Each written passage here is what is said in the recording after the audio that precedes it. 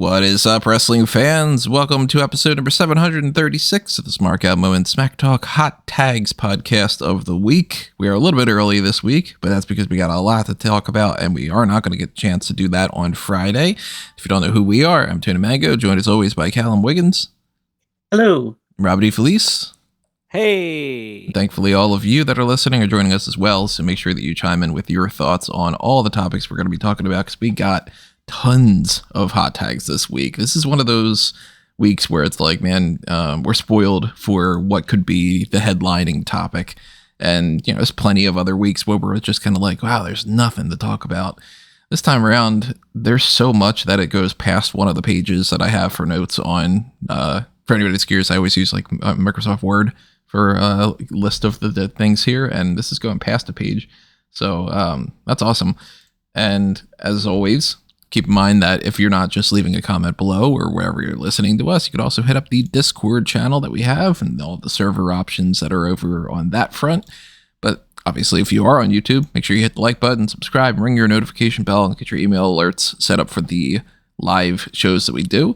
One of those next week is probably going to be live. I don't know exactly what we're going to do yet because the planning for all the Royal Rumble stuff had to be kind of shifted around a little bit for the hot tags this week, but we're going to try to do the greatest Royal Rumble in some fashion and the 96 Royal Rumble and, you know, whatever means that we do.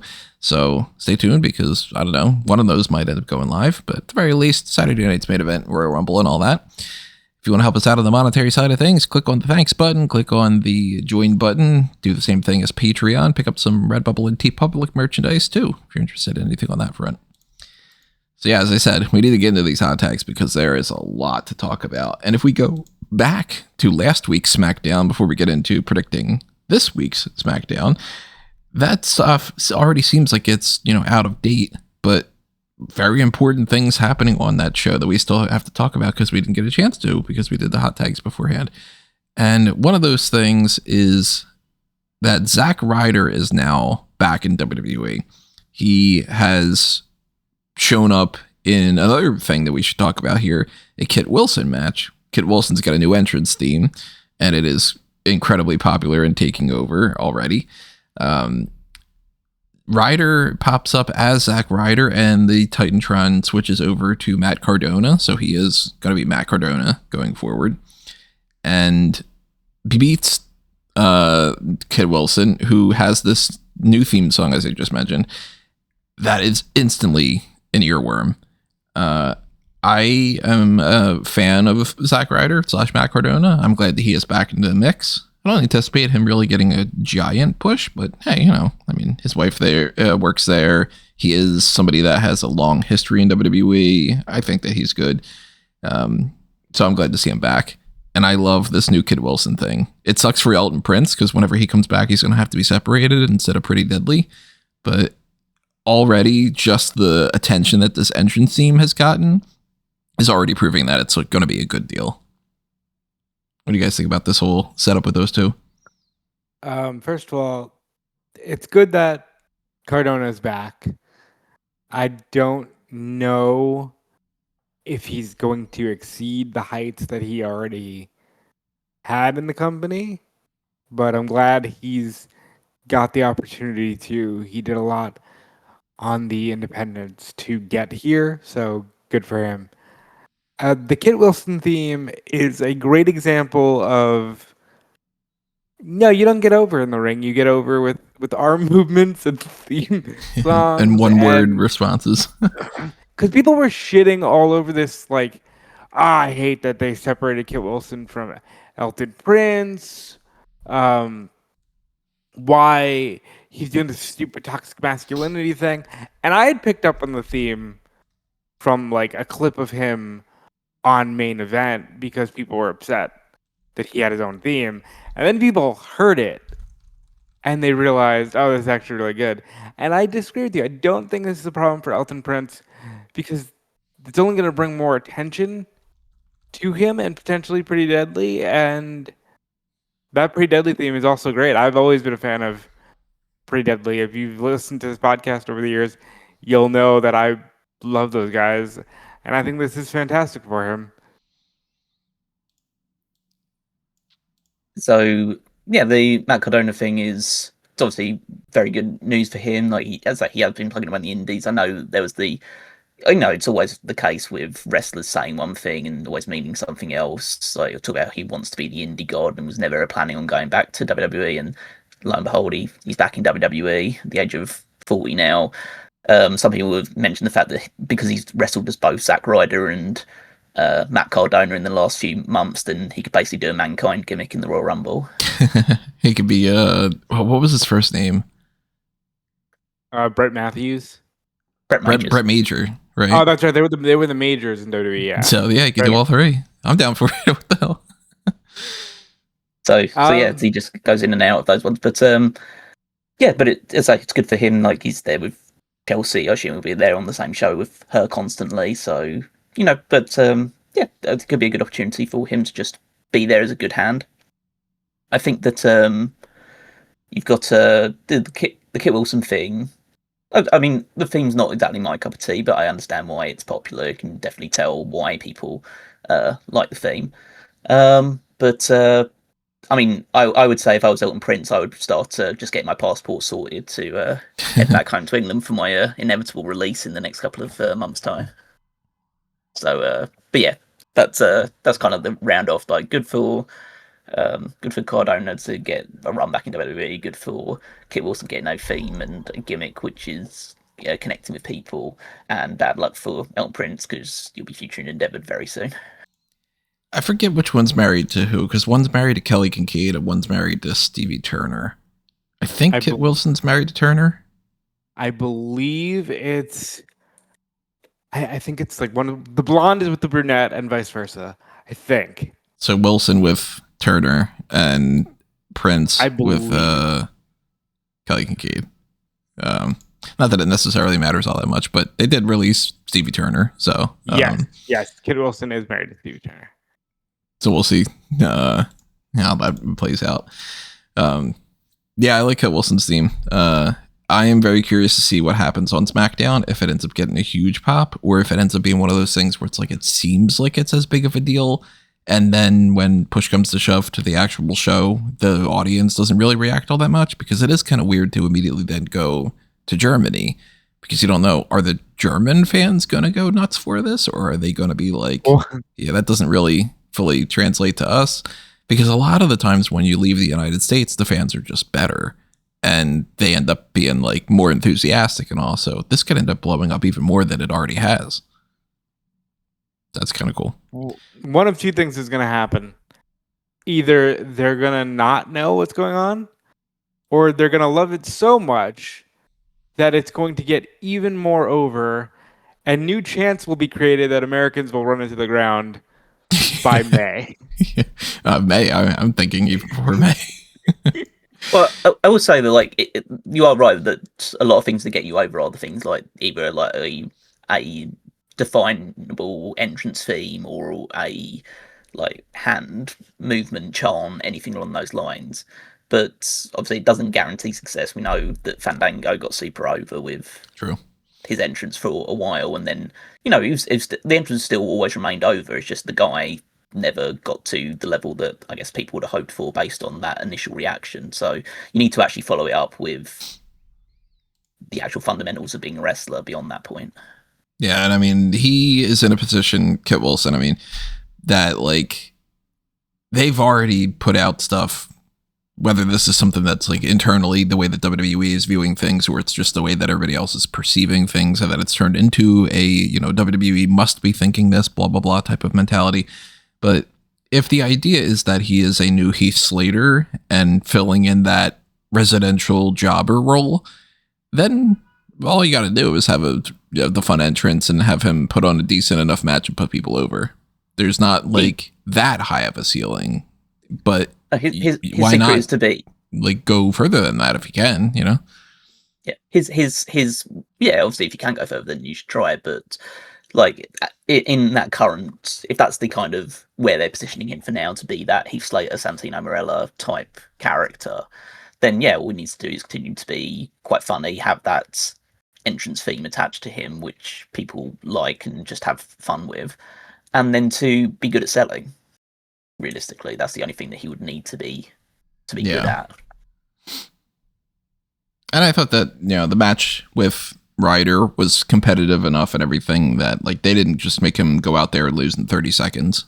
So that can throw people off, too, a little bit when they do that. So we're going to have to see what they do on SmackDown, but he's not advertised for anything yet, which, it's not all that surprising. They have their big hook for the whole episode is going to be the whole 3 Days of Hell match, which we'll talk about a little bit later on. We also have another thing that's happening. I mean, we might as well just talk about it there. We'll loop it all together because another thing that's happening on there is Sami Zayn is going to be going up against Trick Williams because Trick Williams is now confirmed to be on the SmackDown roster, which I think is the right call. Not only is that the brand that has Carmelo Hayes, but that's the one that's getting the extra third hour. So you need to put a little bit more emphasis on that than you do on Raw. And I think that Trick Williams is already off to a good start. Yeah, I mean, Trick Williams, to me, has the ability to one day become a world champion in name. I don't know if he'll become the main guy, but he will definitely win the 1B version of the world title, whatever that is, by the time he gets around to it. I think he's fantastic. I think he's charismatic, and I think NXT got raided. Like, NXT might have to start from the ground up in terms of star power. Trick is a guy that has an incredible amount of charisma, which will carry him much further than a lot of people would, just based on that fact alone. He strikes me as a guy personally that I think is kind of all show, no go. Like, he's fine, but he's nothing amazing in ring wise. So I think that, but the charisma can help make up for a lot of that fact. And he was a champion in NXT, he's champion in TNA as well. So, like, they have given him, and he has earned opportunities to be like a top guy. But I think that unless he does get that next level in terms of doing ring stuff, that will hold him back to a degree. Definitely sort of like upper mid card, like Intercontinental United States champion level. I think he's already at that level now, but I'm still yet to be convinced that he can be an actual world champion. I mean, push needs to come to shove. He being a big deal in a smaller pond like NXT, sometimes people are able to translate that into the main roster. Sometimes people are, when you bring them up to Raw and SmackDown, they instantly look smaller. Not like physically smaller, especially because Trick, he's pretty tall, but like their presentation just doesn't click the same. And maybe they're like a really bombastic character, and then they just feel like they're in an echo chamber when they're in NXT in a different way. Like, look at Cameron Grimes. He's a good example of this. Like, Cameron Grimes was a pretty big deal in NXT, all things considered. And he comes up to the main roster, and it's just crickets. Thankfully, Trick got a good enough response that I think that he's off to a pretty good start. I always put it this way, that if there was some way of splicing the DNA of Trick Williams and Carmelo Hayes, and basically giving them all Carmelo Hayes' wrestling ability and athleticism, and adding on to Trick Williams' height and charisma, then you've kind of got the perfect wrestler. Yeah. Beard Merge is extending to new levels here. We do at some point have to do the thing that I've been wanting to do. I mean, we've been on this podcast for 15 fucking years or whatever, but the whole like Frankenstein, create a wrestler thing where it's like, all right, take like the physique of Randy Orton and the mic skills of a Ric Flair type, and and it's like, we have to do that at some point. On the women's division side of SmackDown, we don't know for sure yet if Jordynne Grace is going to be definitively on SmackDown, but she has been confirmed to definitively be leaving NXT, which, hey, you just fucked her over the entire year in NXT, and then you're just going to go, yeah, forget about that. We've talked about that as one of the potential options that WWE would do, and lo and behold, that's what they're doing. And she is in a position where she's already been eyeing up both of the champions. So Jade Cargill, of course, didn't do anything this week because she I don't know, I want to say she injured, but she was in a match that happened to injure Michin and then also BFAB. So they just kind of went like, all right, well, have her not do anything, but have this backstage segment with Jordynne Grace. Meanwhile, Giulia won back the Women's United States Championship from Chelsea Green. So they are really stuck in a position where they need to figure out what the hell they want to do with this women's division in SmackDown, because it is all over the place.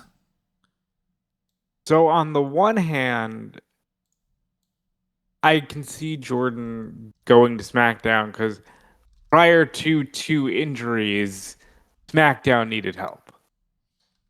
On the other hand, it looks like Stephanie Vaquer might be hurt, and that might be a good way for Jordynne Grace to step up and just to be immediately slotted into a top spot. Because before they fucked her in NXT, I remember even saying last year, oh, she could win the Royal Rumble, and just that's your introduction to Jordynne Grace on the main roster. Like, she's the Royal Rumble winner, and she's going to headline, or at least be in one of the featured women's matches at Mania. Yeah, she could have. They had enough momentum with her, even outside of the company, just being a part of the TNA knockouts, you know, the champion for all that and all. She could have just came in and done that. And everybody would have been either like, yeah, of course, because she's Jordynne Grace, or they would have been like, who the hell is this Jordynne Grace one? But she looks like she could actually win this match. And, you know, I think that she is more likely to win the women's US title at WrestleMania, have Grace against Giulia happen there, than for her to be like positioned to be the one that beats Jade Cargill or to be the one that fills in for Stephanie Vaquer. I mean, that does bring up one of the topics for Raw. Stephanie Vaquer is injured, and they kind of did an angle where it looked like she could be written off television and have to vacate the belt, but they didn't have her actually do that. And some of the reports are saying that she's injured, but she's injured in a way that she is just going to like sit out for a few weeks. And this is their means of like kind of dancing around it a little bit and making you think, okay, well, there's a reason for her not to be there. Let's just ignore that 30-day thing. But at the same time, I mean, they made it a point to be like, oh man, Stephanie, you've been champion and you defended it like 3 times. It's like, well, that's it. Okay, well, I guess we'll wait until Elimination Chamber or something. It's weird because everything you just kind of mentioned is a symbol of days gone by. They don't give a fuck about the 30-day rule. They only do when they want to. I'm pretty sure that after like the 3rd or 4th Lesnar reign, they said, okay, we can't be hypocrites. And we have to just like acknowledge that this doesn't exist anymore. They still do. At the same time, They had somebody recently, I'm forgetting off the top of my head exactly what it was. Somebody in the women's division. Sol Ruka had Chris title, didn't she? That was a Sol Ruka thing. There was another one of them too, though. I think it might have been Chelsea, where they were like, it's been X amount of weeks since you defended that title. You either have to do it tonight or you get stripped of it. But the Sol Ruka thing in particular, yeah. Because like Jade's defended it once, right? She didn't defend the belt at all. No, she's had one match since she won the title against BFAB on TV. See, that's crazy, and that's like I don't. This isn't me coming after Jade. Like, this booking in general is ridiculous. I don't like that. That's just the accepted way, because you got 2.5 hours of Raw and 3 hours of SmackDown. Defend these belts like there's no tomorrow, because that's all you've got. But yeah, I think that's crazy. And I wouldn't put Grace in the women's U.S. title picture. I would try to angle her for one of the top belts. The only exception being unless she goes to Raw and takes on Becky, because that's a big match. But I still think Becky's losing to AJ in Chicago. I don't know about that. I'm a little all over the place when it comes to that. because I mean, let's talk about the whole thing. Becky Lynch wins the Intercontinental title back from Maxxine Dupri, and I'm suspicious of Elimination Chamber being in Chicago naturally, but I kind of feel like it's so close to WrestleMania, and the way that WWE stretches things out means that they're not going to do the belt change happening in Elimination Chamber. I think they're going to try to milk it for something even stupider and do something where they're like, Becky has a segment on the show where she complains about how she's so great or whatever, and then AJ Lee, quote unquote, returns, because they love the whole, like, you know, even somebody was there 2 weeks ago. Well, now they return to SmackDown or whatever. Yeah, that's called the Roman Reigns effect. Right. Fully Roman Reigns effect. And then they could be like, oh, look at that. Like, AJ Lee is back. And the last time that we saw her, she was costing Becky the Intercontinental Championship from Maxxine Dupri. And then they have a little fight. And then it becomes, okay, well, I'm going to fight you at WrestleMania. Because I think that they are in a position where they, realistically, it should go from Becky to AJ Lee to, I would assume, Roxanne Perez. And I think that in their minds, they're like, yeah, but we don't want to do Roxanne against her at WrestleMania because we want them in the tag team division. And Becky is a bigger star. So let's do Becky losing to AJ at Mania. And then we could do the Roxanne feud after. But then again, who fights Stephanie Vaquer? Because one of the other things that happened was Rhea Ripley and Io Sky won the women's tag team titles from the Kabuki Warriors. So if they carry those belts going into Mania just to keep them on the card and give, you know, Rhea and Io versus Charlotte and Asuka, or Charlotte and Alexa, and then Lash Legend and Nia Jax and the Kabuki Warriors and whoever else, Bayley and Lyra probably, and do some kind of multi-team thing, then that takes Ripley and Io out of the mix for Vaquer. You know? Well, I mean, the easy route, if you are going to say that, like, because I don't think that Rhea and Io are going to hold the titles very long. I think they'll drop them within a month, probably to Jax and Legend.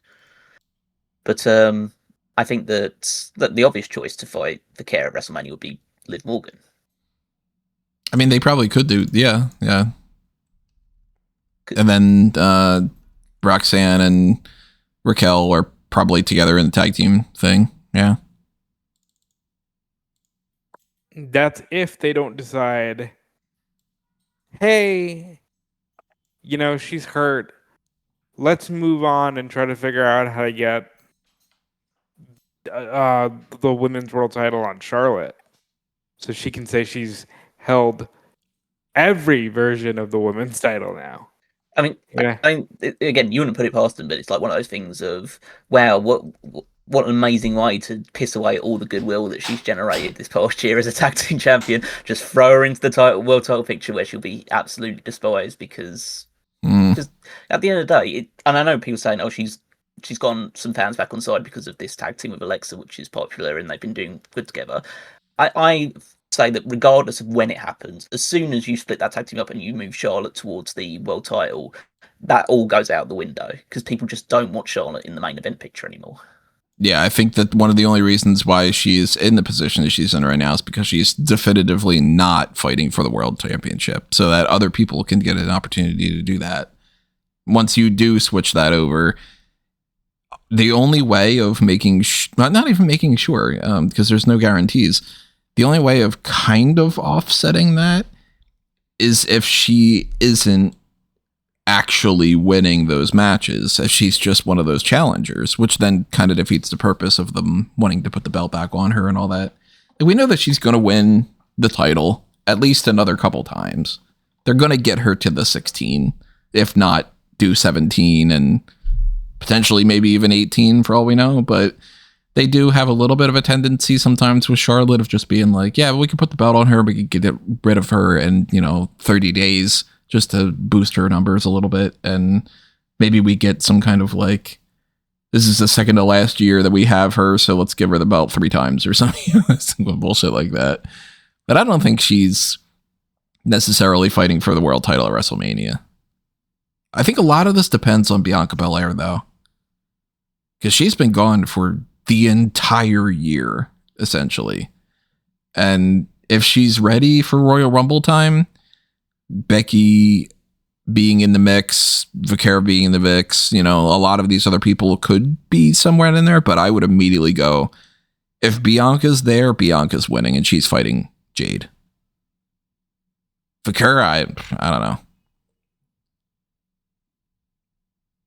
It's definitely not going to be Vaquer versus Nikki Bella. It's definitely not going to be Vaquer versus Roxanne or Raquel or, but I could see Liv Morgan. Yeah, now that you brought that up, I don't want to make this seem like I'm downing them or whatever, but that doesn't feel super special to me. But they also have a track record of putting more emphasis on one championship compared to the other. So I also think that you don't see Morgan as the star power that I think they see Morgan as the star power. And realistically, she is one of the biggest, most popular people on the roster. And people go crazy over Liv Morgan. So to me, like, the match doesn't feel special. But if you're looking at top names in the women's division, Liv Morgan's reached that point, like, pretty undeniably. So if they do Liv Morgan versus Stephanie Vaquer, it wouldn't be what I would book. That to me feels a little bit more like a feud you do outside of Mania. But if it's not, the main event of WrestleMania, it's as good of a match as you could possibly get, all things considered. Yeah, so I kind of feel like we're heading in that direction. I think it's Becky, AJ for the women's Intercontinental title. A whole slew of Rhea and Io and Flair and Bliss and Lash and Nia and Bailey and Lyra and Roxanne and Raquel and whoever else. I don't know. That's already 6 teams, I think. So maybe 6-pack challenge is the most you could do. And then, it sucks to be Maxxine and Natty. You don't get in the mix. And then I think we get Stephanie, Liv, Bianca, Jade, Giulia, Jordynne Grace. Unfortunately, that takes Chelsea Green out of the mix, too. I think while I have predicted AJ for Chamber, that's solely because it's in Chicago. I think it's way too early to suggest that WWE has locked in their women's matches and nothing will sway them one way or the other, because call a spade, unless they have a definitive star power direction, like with Ronda all those years ago, they're not set in stone for anything. They'll wake up tomorrow and be like, oh my god, Maxxine Dupri is actually super over. She needs to beat Charlotte and win a title. Everything is just up in the air. Look at Jey Uso last year. Oh, it's fluid enough that they could change their mind for sure. They can do whatever they want. Yeah. And of course, if somebody gets super over, then, maybe they pivot a little bit. Maybe we're looking at one of those situations like the Unreal segment where we look at the board and it's like, how the hell did you think you were going to get to this point? And then, we can end up getting something completely different. Right. Like you had Dirty Dom against Bad Bunny and it ends up being a 4-way for the IC title. Like, right. You just never know. Dom was another guy that they had done the whole 30-day thing of some variation for. See, but they're also throwing that out the window now because he's going to be out of action for a little bit, and they're like, we're not going to take the title off you. Yeah, it's the same as how in AEW sometimes you get an interim champion, sometimes they vacate. They just make up the rules whenever, and sometimes it's the champion loses their belt, and well, you know what, the match is what it is. The referee's call is final, and then other times another referee comes out and runs out and goes, no, the person had the foot on the ropes, and they go, well, we're going to restart the match. It's funny it's that all you bullshit. bring that up, because to bring it back around to Becky regaining the title, I was convinced that's what they were going to do, because it seemed like Becky's heat has been with Jessica Carr, the referee. So because Becky had her feet on the ropes, I thought they were just going to go, oh, Becky thinks she's won, but the referee actually comes out, tells the other ref what he missed, and it goes back to Maxxine. But it does look like they're moving on with Becky. I could see them trying to use that to milk that for another title defense and just be like the Fallout Boy thing with the Simpsons of, we have to film the whatever scene again. And we already did. We did it 30 times. Or, we have to do it again and again and again and again. Where they just go, Maxxine wins by count out. Maxxine wins by DQ. Maxxine wins the title. Becky wins the title back. And then they go, but you know what? She didn't really win. And then let's give Maxxine another shot. And then Becky retains again. You got 5 matches out of it. And it wouldn't shock me at all if that ends up being scheduled for Saturday night's main event. Because that's happening in 2 weeks. And they don't have a fucking thing announced for that. Like, they're not even acknowledging that it exists. Yeah, I'm gonna... Well, we'll get more to that when we preview SmackDown, if we preview SmackDown. Oh, we'll come back around to 3 Stages of Hell. Couple other things to talk about outside of the whole, like, moving people around and everything. Tommaso Ciampa is going to be leaving WWE, supposedly, when his contract is up, whenever that may be. And that could be why, realistically, that is why we are seeing Johnny Gargano and Candice LeRae without Tommaso Ciampa. And their complete inability to pick a goddamn theme song for DIY/Gargano. Sometimes it's Rebel Heart, sometimes it's his heel theme, sometimes it's the Way theme, sometimes it's a different one. I don't know what button they're hitting each week, if it's just like, let's just, spin the wheel and we lands on whatever it is. But for Ciampa to leave must mean, to me at the very least, he is probably in a spot where he's like, all right, Triple H is never going to push me the way that everything seemed like it would be. And I probably just want to leave and go do my own thing and round out my career. Because he can't be like, I got 15 years left on me. He's only 40. If he wrestles as long as Jericho, he's got 15 years. With his injuries, though, at one point he was talking about hanging it up. So, right, but wasn't he talking about hanging it up right as like AEW was getting started? And like this is before the era of like, this is still mostly the Monopoly era, wasn't it? I don't remember for sure, but it might be. But I do think that he's probably going to end up going to AEW. I'm going to say I think he'll take a break and then figure out where he wants to land. Big, huge pass on that one. I'd say, unless he's there to just be a role player or to be pretty much confined to Ring of Honor, then don't bother. Like, you've already got enough people in your roster that don't get enough time. Like, why would you just bring in another 40-year-old guy that's really not going to make any major difference one way or the other? We were talking about this beforehand. TNA is another option. Realistically, that can kind of keep him into the fold. The partnership is supposed to be going on until at least 2028, according to some reports now. And I think it was Carlos Silva had said something like today or yesterday or whatever of like, well, now we're going to be on AMC. I hope that WWE sends us some bigger names because it's a bigger platform, which is like, nah, like that's kind of like, hey, that's kind of sad. Did we do good? Can you give us I don't know. Can you give us Cody? And then they're like, we can give you Michin or something. That's kind of sad. Like, yeah, it does feel like the Slim Pickens. Oh God, what's the movie? I'm blanking on the name of it now. Oliver Twist, where he's like, "Can I have some more, please?" Like that kind of, like, can we have AJ Styles, please, for one match, just one match against Frankie Kazarian? I think they'll get AJ at one point this year, but they'll get AJ. Yeah, they'll get AJ and probably not too many other people. Maybe somebody makes a move down there for a quick angle, but like it's realistically going to continue to just be NXT guys. But Ciampa could be going there, and I'd give the fucking TNA World Title to Ciampa.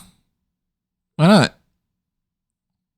I mean, it's on Kazarian, so yeah, I don't see why it couldn't be on Ciampa. That's not a knock on Kazarian, other than to say he's very much veteran. So and he was there for 20 goddamn years. It took him all that time to win the title too. So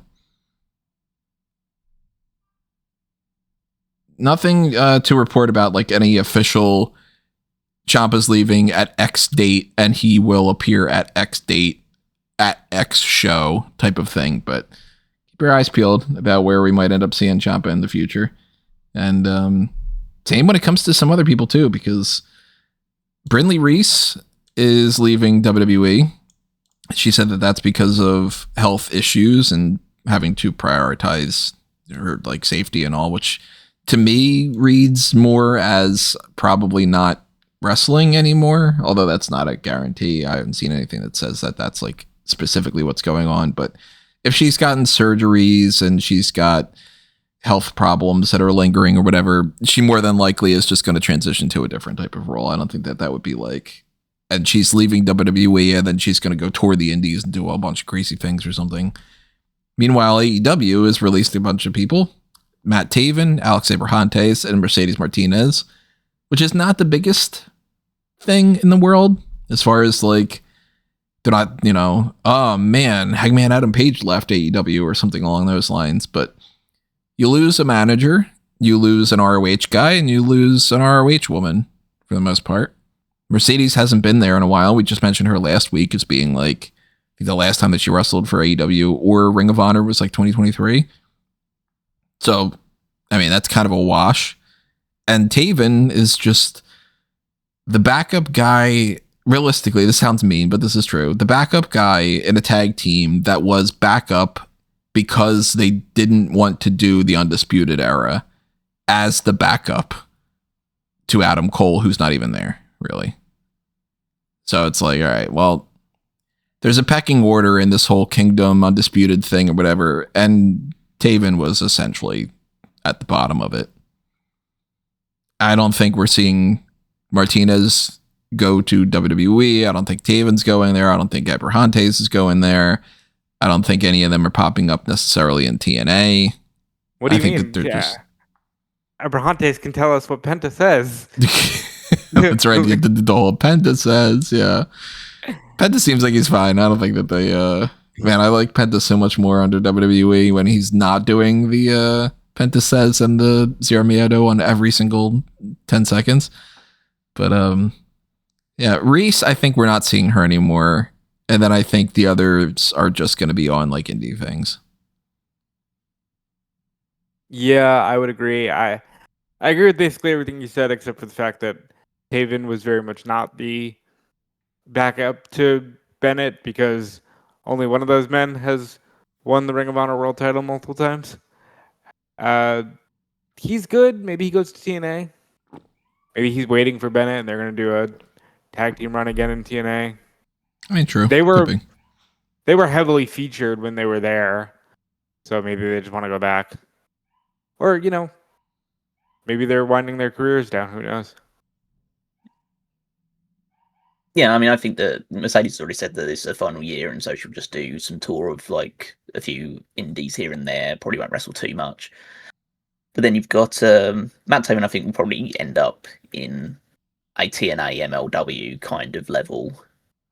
I think TNA would be a good place for him because of the stuff that he did with Honor No More a few years back before joining AEW, and so I think it's there's a very good chance that he'd end up there, especially if Bennett leaves as well soon and heads over there. Bennett's obviously in a bit of a different situation in that Rhea's like pregnant with their third child, and so they've got to think about that in terms of his family and everything else. I don't think Taven is as tied down that stuff, but yeah, and Abrahantes, there's always going to be probably work around for someone who's passionate about pro wrestling that can speak another language. So I would be surprised if he ended up doing like commentary work or something for AAA, like the mix between like being a crossover thing between AAA and WWE for the American audience. Yeah, I didn't even think about AAA. I forget about that as being something in the mix all the time. Yeah, maybe. All the luchadors say. We were It'd be amazing if it goes to AAA and then he's just coming out with every single person, like heel, babyface, whatever. He's also like feuding between the people too, so it's like you got like Aliho, the Dr. Wagner Jr., and then I don't know, Mr. Iguana on the other side, and he's just like, Mr. Iguana says blah blah blah blah blah. Wagner says he just like keeps like going from one side of the ring. So he's in one corner of the ring hyping them on, and then when that person starts going over, he runs to the other side of the ring and starts hyping up the other. Yeah, they don't even position him in between them where it would make the most sense, and he could just stay there. He has to actually manually go back and forth. I don't know if he would be any good on commentary, but he's got to be better than fucking Conan. Conan is such a bore to listen to. It's ridiculous. The last show that he was on, I'm like, oh, he's done a couple of these by now. He's probably got a little bit more energy. And it's just like, all right, just don't have him on there. JBL is he's doing his thing. Corey's doing his thing. And Conan's like, yeah, this guy's really popular here. Thanks, Conan. Or you could be like JR and just complain about everybody every night. Funniest thing about Conan is like, as a wrestler, a lot of energy in those promos back in the day. Oh, he was definitely more over for his like charisma and all more than he was for any kind of in-ring stuff. Crazy. But yes, AAA should stand for all Alex Abrahantes. And right now it's just let's see. Let's go back to, I guess, Monday Night Raw. Monday Night Raw was a Stranger Things themed episode. And it panned out exactly the way that I said that it was going to, they're not going to do shit. They're going to have graphics on the screen, and maybe there's going to be one backstage segment. Now, granted, I said that there's going to be some backstage segment where Otis would just be all like, hey, Vecna, whatever, and that would be it. They did even less. They had something that was in the background that they didn't put any real attention to. And Adam Pearce went, the fuck is this? And then went to the rest of the segment. This was so stupid. And anybody that bought into it as being anything that it was going to be better than that is just in a delusional spot right now. Because WWE is phoning it in 100%. And they had such a fun opportunity to do so many cool things here. If they just had somebody on the writing team that gave a shit and wanted to do their job properly. Because I could sit there and just be like, motherfucker, the easiest thing for you to do is just book an upside down match. Call it the upside down match. Make it a no DQ thing and make some fucking wild shit happen. And you're done. That's it. That's all you need. Do some kind of like, if you want to die, Corey Graves started off the show being like, friends don't lie and such and whatever like that. Make a tag team match and do the friends don't lie thing with that. Have something with the number 11 in there, like an 11-person battle royal. You know? Do fucking anything. Nah, we got some like cheap Vine props. We got whatever was left over from that Stranger Things show that I went to, that exhibit thing, because they were in Brooklyn. And that was in, I don't remember if that was Brooklyn or if that was Queens a couple years ago when I went to that, where it was like a little installation thing. This is before they went to the play. The play was fun for anybody that's curious about the play too. But like they probably just got some of the leftover props from there, and they were like, can you bring over some of the vines from the set of the, you know, the part at the end of that or something? And that was it. They're like, oh man, we got the Squawk fan. Okay. So you decorated the set the way that you typically do when you go to England, and you put the fucking bus on there, and that's it.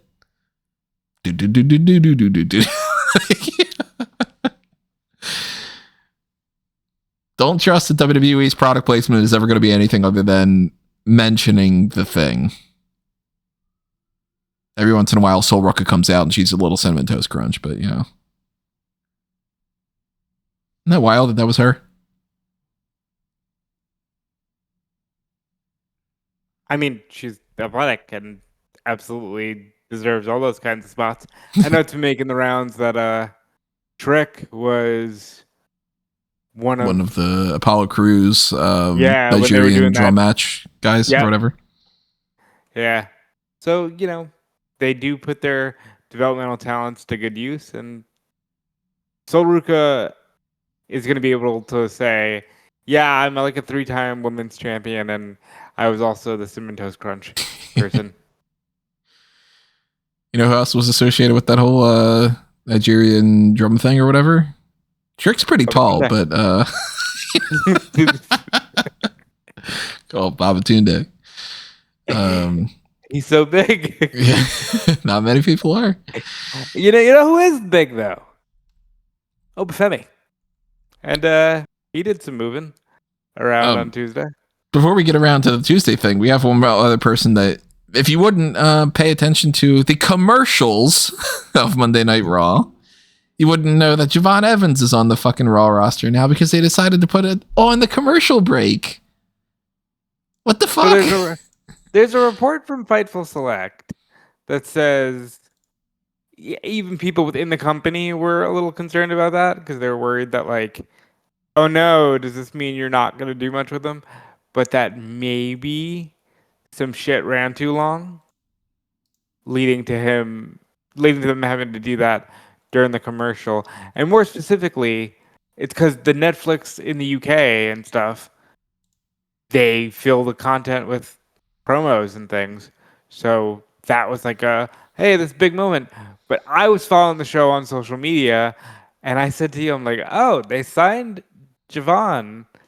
I didn't see that coming. And you're like, wait, when did they do that? Mm-hmm. And I was like, here it is. It's on Twitter. Yeah, at that point, I'm watching a commercial for, I don't know, Prilosec or some bullshit, Man, can we rally with the lemon twist, blah, blast, whatever the fuck, some kind of crap. And I'm like, I didn't know anything about Javon being on there. So they need to, on this next episode of Raw, they need to be like, and let's introduce you formally to the newest member of the Raw roster that you all fucking don't know is on the Raw roster now. But they also didn't even give him a contract with the right Raw logo. They had the old one with the point at the bottom. So it just goes to show that they don't give a shit about that either. Yeah, I was going to say that's more just like they couldn't find the new logo in time and just slapped a sticker from the old one. Yeah. Every so often, they'll do some backstage segment. It's very rare, but once in a while, they'll have some backstage segment and somebody's going to be like sitting on a crate in like NXT or SmackDown or whatever, and the old scratch WWE logo is still there. And it's like, wow, you've had all this time and you haven't just peeled that off and put the new sticker on that. Nobody backstage went, how about we change that? And then just did it. But then again, when everything needs to be, I'm assuming this is run kind of like the government type things are, where it's like, the municipal building is going to meet about changing that light bulb on 3rd Street. And we're going to have a whole meeting about it and sign 12 forms and whatever. Then you finally just get people that just do this shit. And, but Javon's on Raw. So moving people around all over the place. Trick's on SmackDown. Jordynne's going somewhere. Zack Ryder is back. All these titles are changing hands. Cats and dogs, Ciampa's leaving. Reece is gone. Evans is on Raw. And then NXT comes around and it's just kind of like, let's keep the ball rolling. They introduce that a newcomer is joining the roster, Elio LaFleur, aka the White Eagle, who I have never heard of in my life.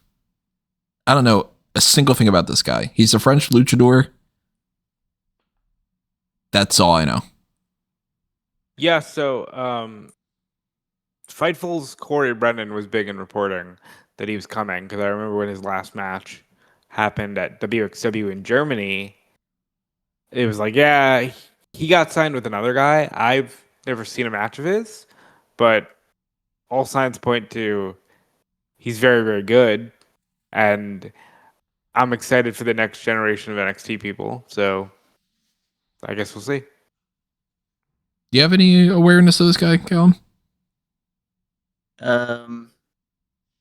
Not that I'm nothing that's I can really point to in like any matches that I've seen of his. So Eagle Blanc.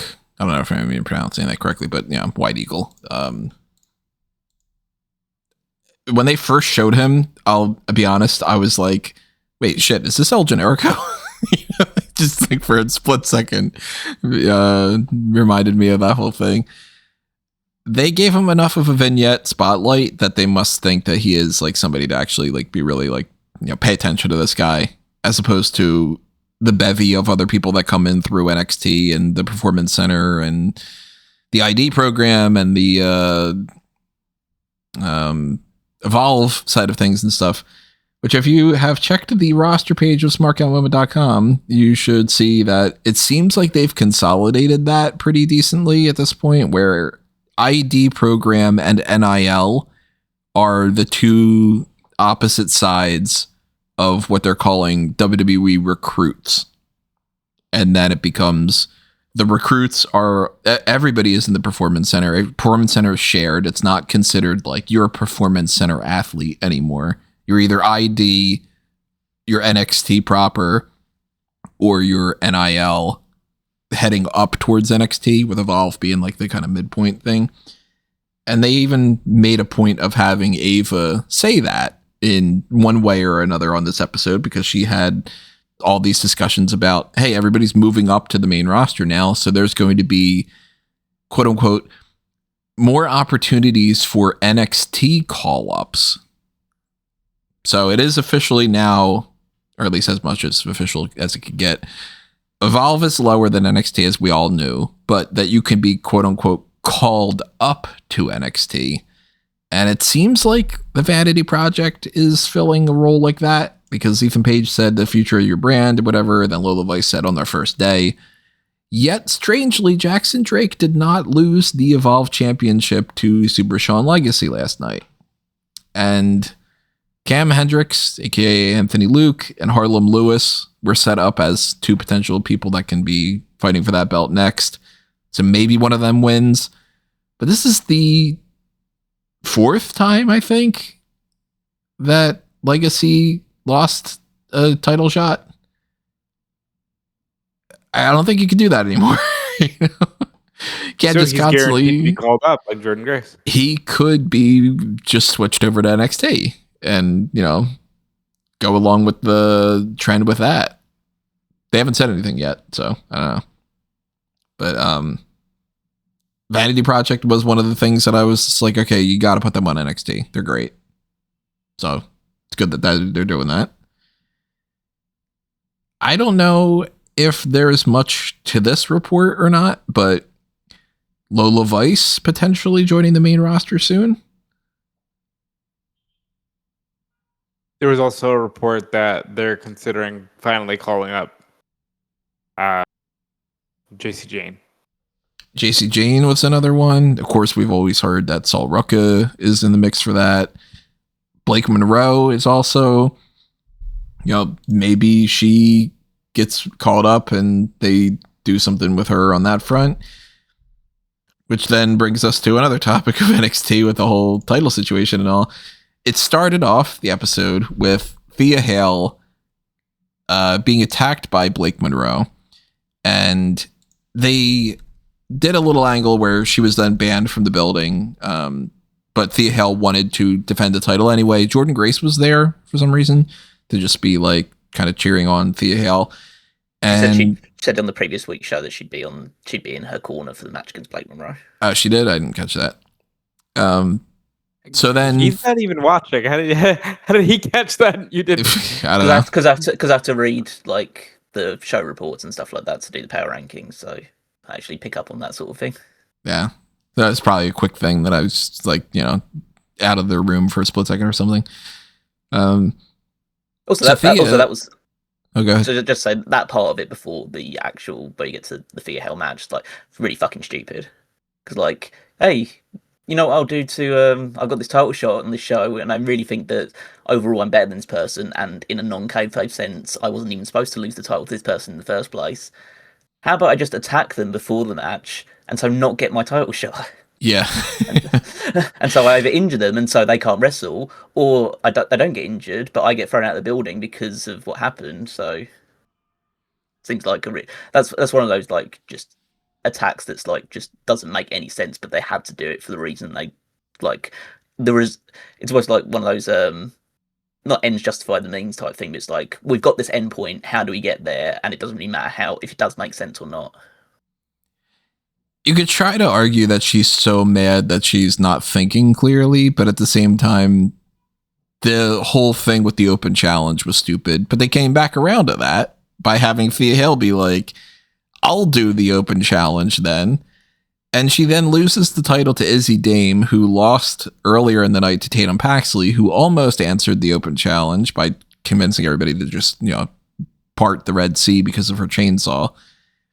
And then, of course, they do the whole thing afterward with Izzy Dame as a potential next challenger being Lola Vice, but Lola Vice needs to, quote unquote, take care of Kalani Jordan ahead of time or whatever. So they're going to have a match next week and whatever. It seems like we're shuffling the deck quite a bit here. And it sucks for Thea Hale that they didn't just roll with it and give her an actual title reign. But I don't dislike the idea about Izzy Dame holding this belt. And whether that means that Tatum beats Izzy for the Women's North American Championship or it goes to a Lola Vice. I don't know who takes the belt from JC Jane, for that matter. Especially if they're moving everybody around, because now it can't be Jordynne Grace. I don't think that Blake Monroe moving up to the main roster is a guarantee at this point, but if she doesn't win back that Women's North American Championship, then does Blake win the NXT Women's Championship instead? Or, it's sort of a lot of question marks going on. Yeah, I think that either this or the Femi thing will just be their excuse to crown a new champion and stand and deliver by doing a 6-person ladder match, because they fucking got to do it every year. Here's your 6-person ladder match. I don't know, because like you said, it can't be Jordynne Grace. Maybe it's Lola Vice. Instead of calling her up, you just put the NXT title on her and let her have a small run. For the main women's title, you mean? Yeah. Because right now she's acting like she wants to fight Dame. Belt. And Sol Ruka's the one that's like, I'm going to beat JC Jane. But it's just like, you can't bring Sol Ruka up to the main roster and have her win the title either, But ironically, I don't think Sol Ruka's, even though she should be after beating Bayley, I haven't heard, like, let's definitively call her up. Even though you probably should. She feels like a lock. It could be a split scenario. Maybe they are like, look, we're moving everybody around and we need to keep some people on NXT. So maybe it's like time for JC to move up and then Sol Ruka becomes champion and then Sol Ruka's, leading the charge in NXT. Because if you got everybody from that show, then NXT's back They've done to... it before. They have, yeah. But it's usually pretty rare. Usually they just move up a few people. And they've already been making a lot of adjustments. So I could see Sol Ruka winning that title for the women's championship. And then I could see Tatum winning the North American title. And then maybe Lola does move up to the main roster. I don't know. Maybe Blake does too. Maybe Blake, JC, and Lola are all up there in the next little bit of time. And poor Thea just gets, pushed aside. She's young. She can get called up in 15 years. Yeah. Another thing that happened at New Year's Evil is Femi retains the NXT championship over TNA's X Division champion Leon Slater. And then they cut to the backstage thing where Ava's talking to all the Evolve talent about how they can be called up to the NXT roster. And Robert Stone bursts into the room and he's just, he barges in with like a, have you seen what Obafemi just did?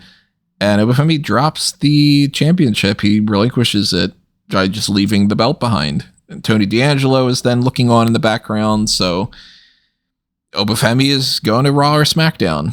And they've been advertising him for a few weeks, so this isn't like the biggest, most, shocking thing. But that means that you're not getting the Obafemi and Dion Lennox match that they had teased.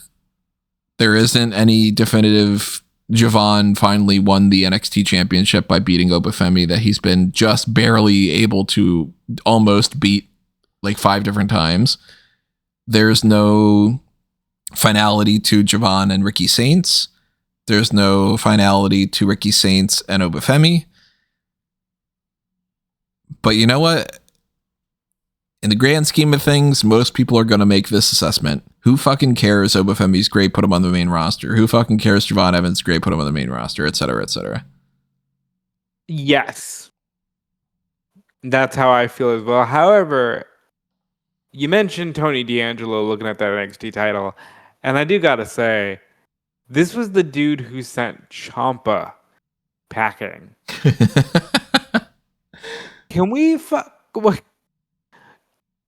the fuck? Like, shit or get off the pot with these people. To be clear, he has spent Ciampa packing. He has sent Pete Dunne packing. Santos Escobar was feuding with him for the longest time. Santos, like, you clearly like him, but you clearly have designated he's not gonna do anything if he gets called up. And it feels like that. So you know what? Fuck it. If you're not gonna do anything with him, yeah, give him the NXT title because he's been doing far too much on that brand to not at least get the token run of, hey, you deserve to be the guy. Tangentially from that, he still hasn't spoken. And really? That's so stupid. He's just been showing up and, either attacking somebody or is like standing there. Not to harp on this, but like the dude was the 4th on a War Games team all about how 2.0 against Black and Gold. And I'm pretty sure every other person in that match got called up or is gone in some way.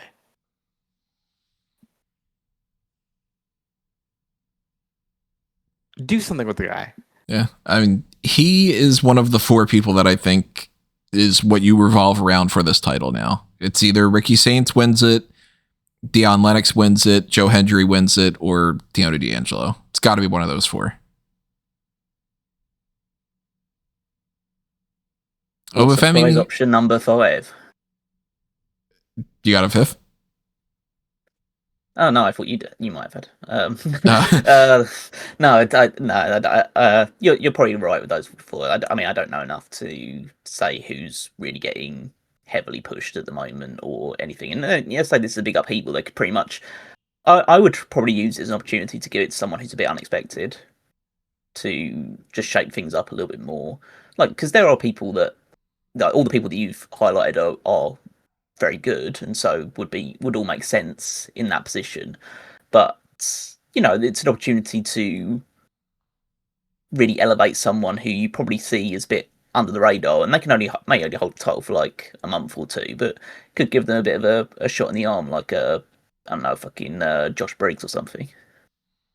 Well, Briggs was a part of this whole mix-up of.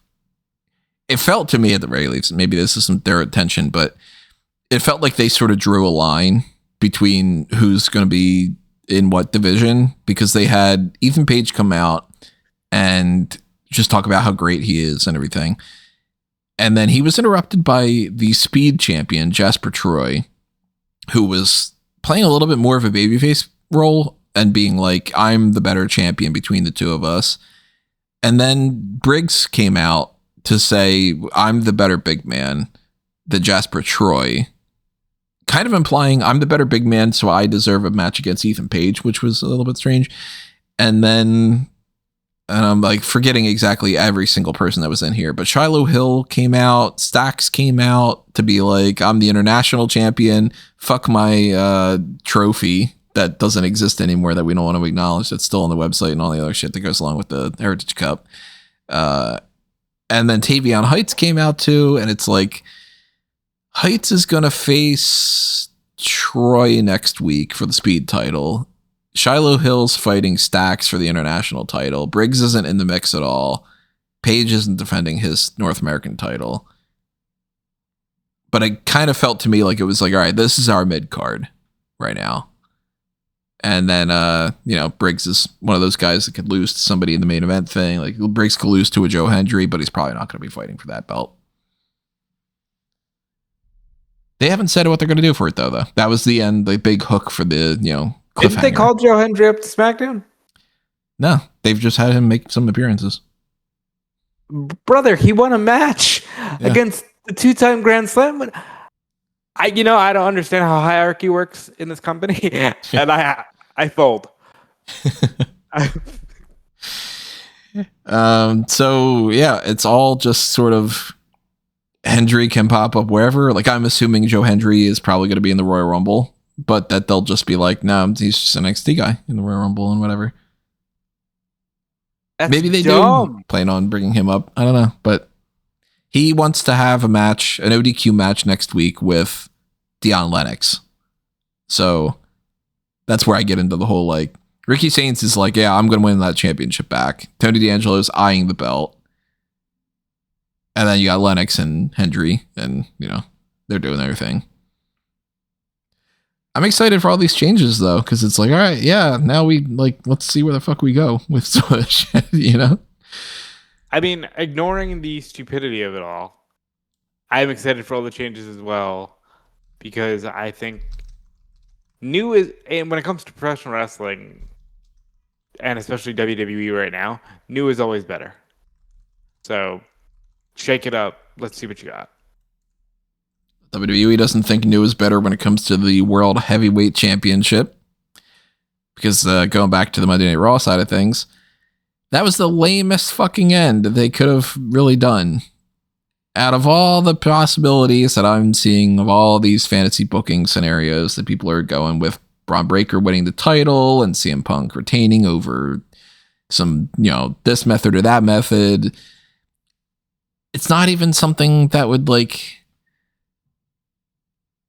again, like, this isn't my full preference of, hey, if I'm fantasy booking the WrestleMania card, what exactly would I do? This isn't exactly what I would do. But it's, I think, the best possible option you can go with.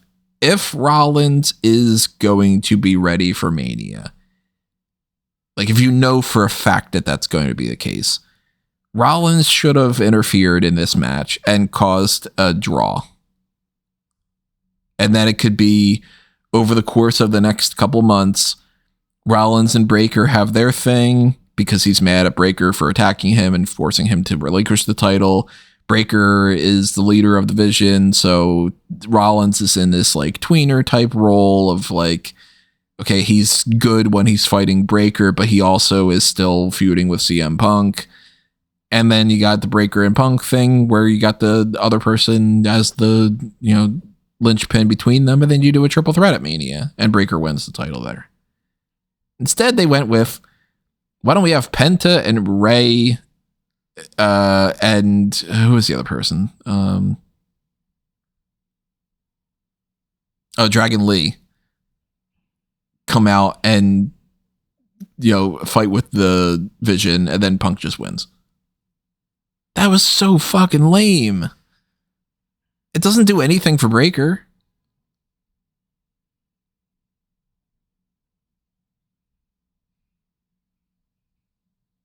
Yeah, I don't know what to tell you, man. Like, so during the day, it became very clear that, like, Jericho is still on the roster page for AEW. He's probably not showing up then, to me.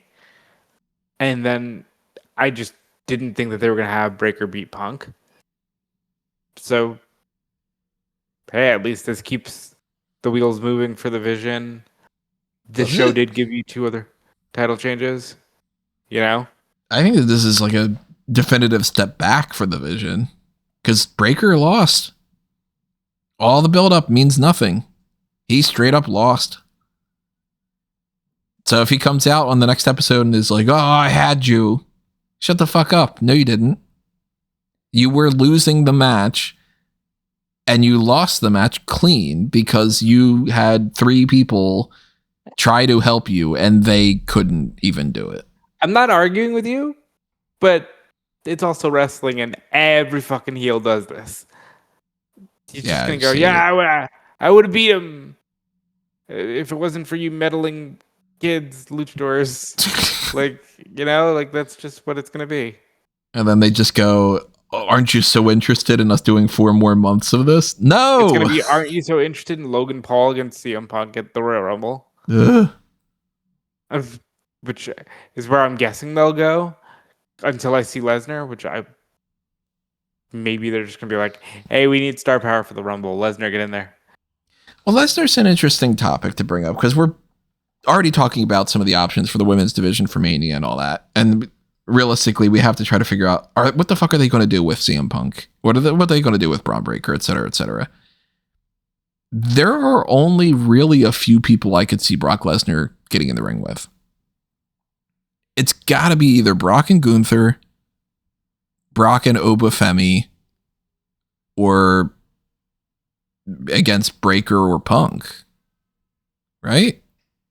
I mean, maybe Logan Paul. I think that they should do Brock Lesnar versus Logan Paul for just like the metrics of, all right, people fucking hate Logan Paul because he's a piece of shit. People hate Brock Lesnar because he's a piece of shit. But you know what? We're a MAGA company and we're all pieces of shit. So whatever the fuck. Yeah, hopefully we don't sell to Saudi Arabia soon and all that on top of everything.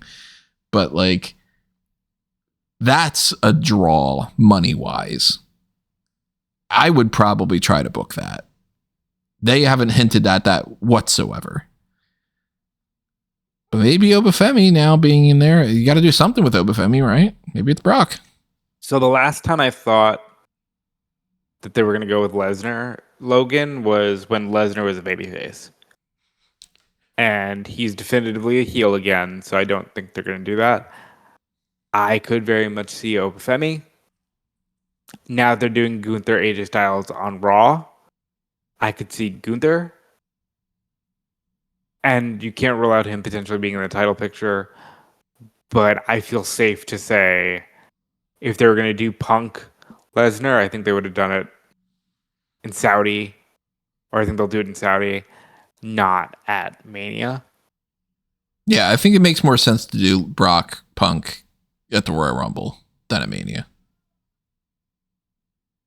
Oh, that could even be how they that could be how they move into some of the other feud. Like maybe it's like Brock loses to Punk because of something that Logan Paul does. And then that starts a feud between them or something, you know?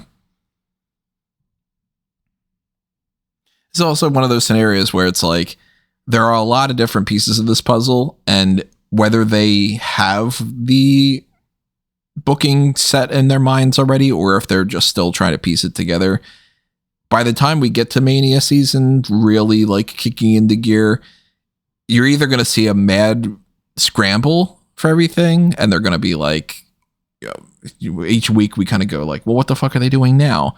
Like they've done in the past, or it'll be obvious that they're heading in this direction. And then, you know, hindsight, the whole situation. If you had to guess right now though, what do you think Brock's going to end up doing at Mania, Callum? That's a lot of options. Yeah, it's. I honestly don't know enough, and there's not enough clear enough direction right now with anybody realistically that I wouldn't even like hazard a guess of who he's going to face, because it'll be right. Because it might be right, but it would just be a total fluke if I got it right, because there's nothing indicating a direction for him at the moment. I would point my vision towards one of either Breaker, Gunther, or Femi, and suggest that one of those 3 will get him at Mania, and then one will retire him at SummerSlam.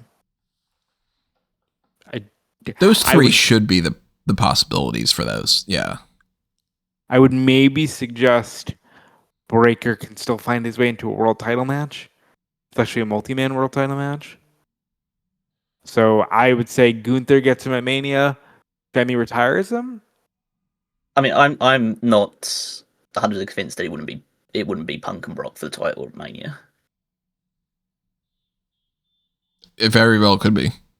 Yeah. Yeah, because like they've had a history with each other. Like got the Heyman aspects in that as well. It's like they're at the table for the Vegas promotional stuff. Yeah, so it wouldn't surprise me if they decided, we're trying to do is I don't know, as star power, as much star power as possible. So let's do Punk and Brock along with like Roman and Cody and all this other stuff as well, and just try and get your big name plays in the big matches. I really don't want fucking Roman Reigns versus Cody Rhodes, but that brings us to another thing to talk about, because tomorrow we are getting the 3 stages of hell match, Drew McIntyre challenging Cody Rhodes. And they're doing the lamest fucking thing. I called it. The first match is gonna be a regular match, because I want to prove that I can beat you in a regular match. And then it'll go false count anywhere, where we can do a street fight. And then we're stuck in a cage. Oh my god, it's the first 3 stages of hell, the first one being normal. Fuck you. It's so stupid. I get where they're going, but at the same time, it's like, then it's not a 3 stages of hell match. Then it's a wait for the first thing, and then we can get into, you might as well have just started already with the false count anywhere. And a lot of people are thinking that the belt's changing hands. There's a lot of reports going around of like, you should expect a title change. Well, we didn't get it for the Braun Breaker thing. So unless that's the Obafemi thing, if the report's supposed to be true, then that would point to it being Drew McIntyre winning the belt. But I have zero expectations that happens. I'm firmly in the camp of Drew McIntyre is going to lose the first fall, because he's going to get himself disqualified. And he's going to do so because he introduces a weapon. Referee rings the bell. Oh, see, Drew McIntyre lost the first fall, and that's a bad thing, but it's actually a really good thing because he's given himself an advantage heading into the false count anywhere match. And then he beats Cody in the false count anywhere thing. So now they're 1-1. And then they go into the steel cage and Cody retains.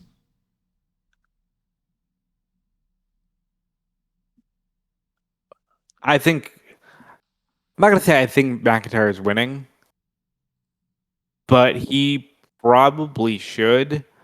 And they've got enough shit that he can win and lose at Saturday Night's Main Event or something. And they need to do something to shake things up. So I'm going to say McIntyre wins. I think we're at the point where it's just like we're way too close to WrestleMania. They're going to make any sort of big title changes. They don't typically do the whole, he wins the title for like a few weeks or a month and then just drops it straight back. They don't really do that hardly ever anymore. So at least not for like major titles. So I doubt that they'll do that here. And fundamentally, I don't think they really should. It's not like one of those instances with the whole where I thought that Sami Zayn should have won the title for a little while after beating Roman Reigns because I just thought the story felt like it. I don't think that like it makes a huge difference whether McIntyre wins the title or not. And if the idea is like, oh, they just need to shake things up a little bit, why do they need to shake things up? It's because Cody's stale. So does having McIntyre win the title and then just dropping it at the Royal Rumble Saturday Night's Main Event back to Cody, does that help things? I don't think so. It just means that there was a title change in between it and Cody's still stale. If anything, it'll probably just annoy fans more if they are annoyed at Cody or are starting to feel a bit fatigued on him, because it'll just be, oh, we thought we had something different, but no, they just went straight back to the status quo. Plus, it ignores something that I think a lot of people are forgetting about. Jacob Fatu can come in here and interfere and cost Drew McIntyre and restart that feud. Because I think that's happening at Mania. I hate this new thing, and I'm watching less than ever, so I feel like I can be more critical. I fucking hate this thing of like, I don't know, this thing that we did in fucking September? Yep. Like, let's do it at Mania. You've got 5 to 6 hours of weekly television for your main roster. What the fuck are we doing? Like, no, it doesn't excite me that, why would you shake it up? Because you can. Because wrestling's fake, and it doesn't matter. Just fucking shake it up and put the belt on Cody before you need to get him to Mania. Like, you can do whatever you want to do. It's not like if Roman Reigns wins the Royal Rumble, you can't have him stare down Drew McIntyre for 2 seconds. Like, they have a history together, too. It'll look okay, and you can still go wherever you need to go. It's so obnoxious, this dragging shit out. But that's not even a new thing. Yeah, I know, but it's getting they were worse. doing that with like Kevin Owens and Seth Rollins, where it's like this angle starts at the middle of October, and they're just like, yeah, well, that'll last until Mania. And it's like, for 6 fucking months, 7 months, and they're like, yeah, we just don't do anything for 4.5 of those. It's like, at least at that time, they were early in that version of storytelling, so it was like, let's see where they go. Let's see how they drag it out. Now that we've had 6 years of this, okay, we know it's not good. You know, like, stop doing this. and look at Bray Wyatt and Randy Orton, you know? That's why, like, even back then, I was just kind of like, this never works. Unless somebody is missing for a good portion of that, it doesn't work. They don't have the legs for it. They still think that they do, but they're fucking wrong. You know what I mean? At least there were layers to that, though. Like, Randy joined the Wyatt family, they won the tag titles, and they eventually got around to... I mean, the second time even more so. Oh, okay. Because they did it twice with Randy and Bray Wyatt. Yeah, the second time sucked, but the match sucked. Because they were planning on releasing poor Bray, which is ridiculous. The first time, the problem was it needed Luke Harper to also be in the mix, and they were like, no, fuck that guy for some reason. And the second time around, they were just kind of like, I don't know, how about we just do this, and then we'll come and we'll figure it out over the next couple months. And then by the time we get to Mania, they're like, Bliss pops out of a fucking Jack in the Box. Is that it? She's got some black goo. Anyway, moving on, and then it's... So, I don't know. My prediction is I fully expect Jacob Fatu to come out, or if that's not even happening, it still just boils down to Cody retains. And, yeah. That's all the WWE side of things. We do have New Japan stuff to talk about, because we got to go back and talk about Wrestle Kingdom 20 and New Year Dash. Some interesting things happening there, even from an outsider's perspective. One of the biggest things, Yota Tsuji won the IWGP World Heavyweight Championship, and now they're going back to the version 4 championship, the non-world heavyweight title that looks better, to be honest. It doesn't have the Divas Championship kind of flair to it. And then I didn't see New Year Dash, but the Bullet Club dissolved? Well, yes, they dissolved because in name... the War Dogs were carrying the Bullet Club name, and now they've kind of merged with the unaffiliated to form, what is it, the Unbound company, Callum? I don't know. I didn't check out anything from New Year's Dash, so. I see. So they've merged, and in merging, this kind of reaches the end point for Bullet Club. And I say fuck yeah, because... Bullet Club overstayed its welcome probably after the AEW exodus. And it's nice that we're moving on. Time to do something new. Also, hell yeah, that IWGP Heavyweight Championship, which is now just called the IWGP Heavyweight Championship again. It's gorgeous.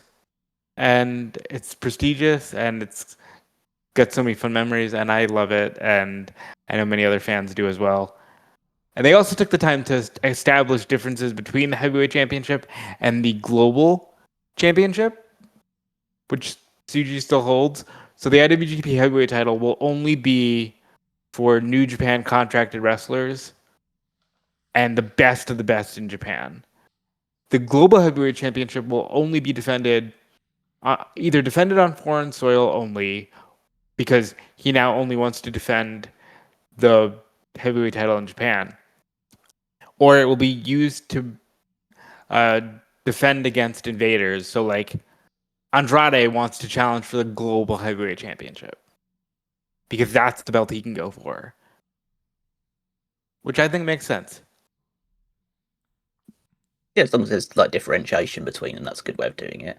I think one of the interesting things about the besides just the heavyweight title switch, because of it being like the better looking belt and the more prestigious historical title belt, is that I believe, correct me if I'm wrong, but I think they've gone back to the old lineage of the original title as well. So essentially, if you were a TNA, TNA, and New Japan World Champion, you've now just gone back to being an IWGP Heavyweight Champion instead. So I think I saw like Ospreay tweeting about the fact that he's now recognised as like the 74th ever IWGP Heavyweight Champion instead. So good. So I think that's good. Yeah, you just go back to making the lineage clearer and more like. Yeah, it's the same belt. Like, yeah, it's a different belt, but it's the same title. Like, that's the whole thing with like the WWE Championship, and it's like sometimes it's the World Championship, sometimes it's not. It's like, fuck you, it's the WWE title, yeah. And I like, hey, somebody fucking finally did it. Like, you get rid of the world thing, so you don't have the world and the global anymore. Hey, like, somebody woke up and realized that, synonyms. Can Tony Khan do the same thing and get rid of that international plus national plus continental? I got a bone to pick with Tony Khan, by the way. Here's a good enough transition to this. This motherfucker's trying to say, oh, I never put 13 matches on a card because 0 hour doesn't count because that's the pre-show. Fuck you, dude. Come on.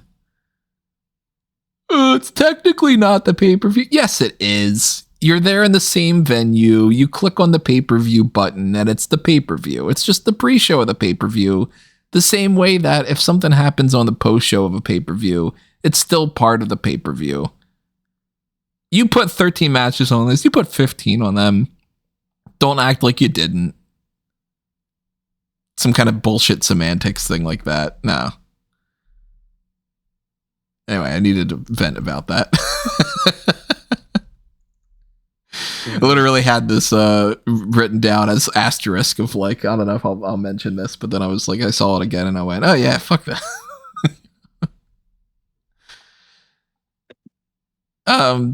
In terms of other news from like the New Japan side of things, so obviously the big thing from Wrestle Kingdom was the Tanahashi retirement match. Yeah. Which is already will be a higher contender for match of the year because it was like a masterpiece between the two.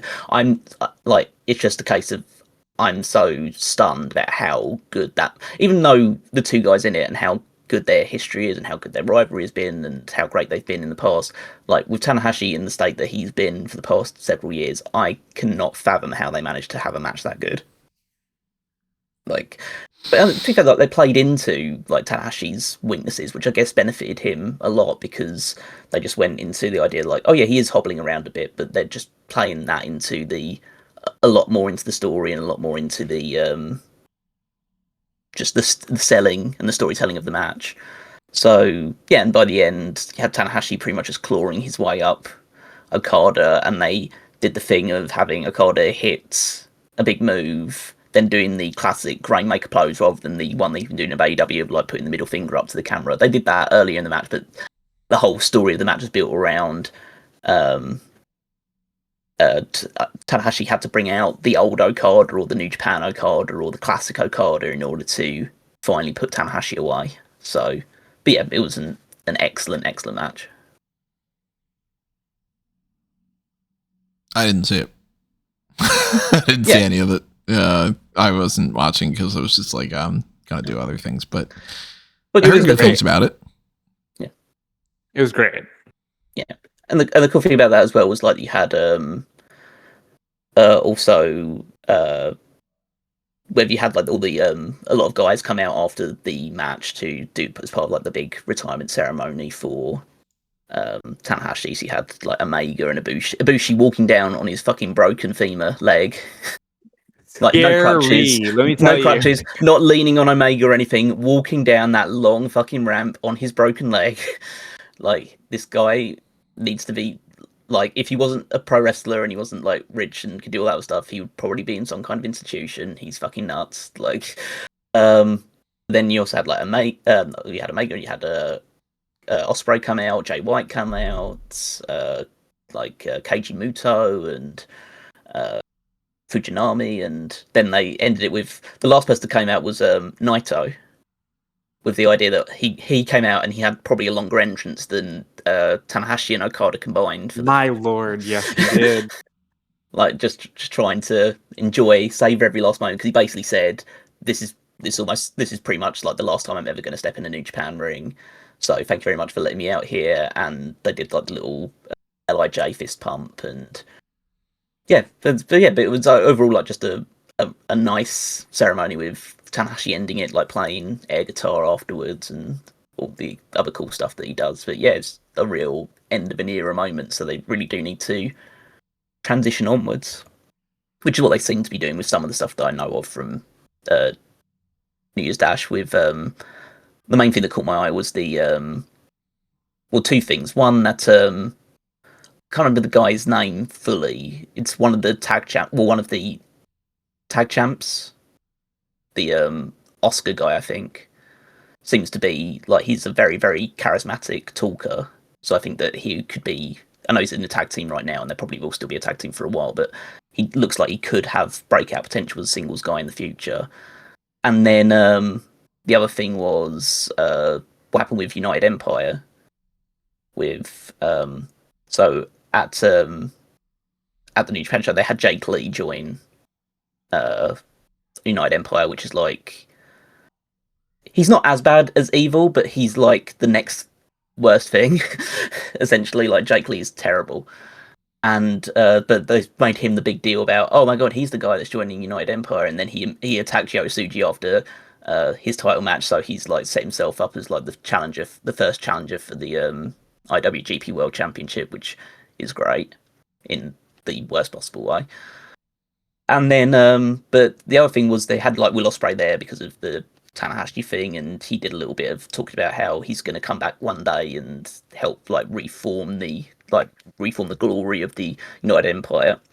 And they all like pose together like the entire faction in the ring. But then Callum Newman, who's the kind of Ospreay understudy, the one that was brought into the group by Ospreay and shares a lot of characteristics with him, same like British development, same sort of that. There's a lot of similarities to him. Like, pretty much Ospreay gave him the Os cutter as a move to use and all this other stuff. Threatened to hit Ospreay with a steel chair. And it wasn't like, he didn't actually break up with the group, but it was kind of like he's showing signs of he doesn't want to be in Ospreay's shadow. He wants to be either the leader of the group or he wants to stand out on his own. So it didn't take too kindly, and Ospreay, now being part of AEW, just trying to big brother him on this show. So I thought that was quite interesting as well. So that inevitable match, which will happen probably in a year or two's time, the initial seeds of it was sown here. So does any of this make you guys feel like there is like a resurgence? Because this is Wrestle Kingdom 20. That is, it's one of those things. Let's take it with a grain of salt. Every time that there's like the new year, people go like, oh, it's a new year, new me. And it's like, yeah, the calendar changed to a different fucking month. It's no real different than September going to October or something. But people collectively decide to treat that like a big deal. And then look at like WWE right now, switching up a bunch of people and all. There is movement that happens with big numbers. James Bond franchise, big number 20, big number 25, 50 anniversary, et cetera, et cetera. I've Bond in my mind lately right now. Wrestle Kingdom 20, switching the belt over to the old championship and changing up a couple things here and there and getting rid of the Bullet Club and all that. Those are all movements to be like, we're turning a page here. Does it make you guys want to watch it more? Or is it just sort of like, all right, well, show me, and then we'll come back around to this discussion another time?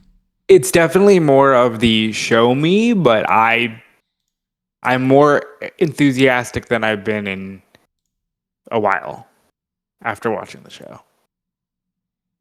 So I think there's been a lot of damage done over the last few years that you can't be resolved with just a good Wrestle Kingdom show and like some interesting developments on New Year's Dash. It's like that could all. I've seen like shoots of New Japan seemingly doing something interesting, and it all kind of falls apart. Like until they do it in a sustainable way, or they demonstrate that they're in a certain character or a certain person for a long term. Because yeah, they could be backing Yosuji to the hill. The fact they've changed the title for him illustrates they might be, but they also could just have him drop it immediately to Jake Lee, and then it's like, okay, what the fuck are we doing with all this stuff? I don't trust the consistency of the booking, and until you can trust it again, it just feels like it feels like this was a good moment rather than the start of something different. Nothing to me. I mean, I am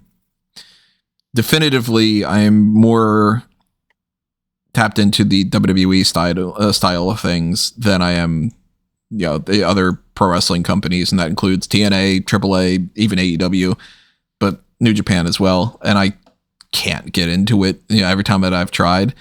But I like when there's movement in things, and I like when a company that's gotten stagnant or needs some kind of change decides that they want to actually kind of like put some effort into it. So while I'm not going to be like, hey, I love this about Yoda Tsuji, or like, if we were doing like another one of those fantasy drafts where we have everybody at our disposal, it wouldn't be like, let me grab all these people from New Japan, just like we did the last time.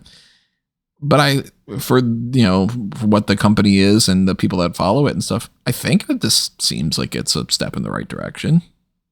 But prove it, And if you're a big New Japan fan or whatever, give a perspective of that. Drop a comment below and let us know what you think. But we do have AEW to talk about as well.